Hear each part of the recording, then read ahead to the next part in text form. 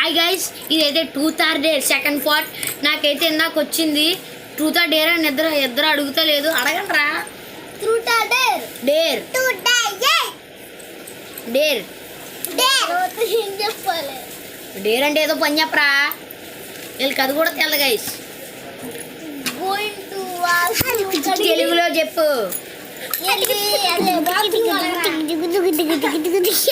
ఇదైతే జరగని పని.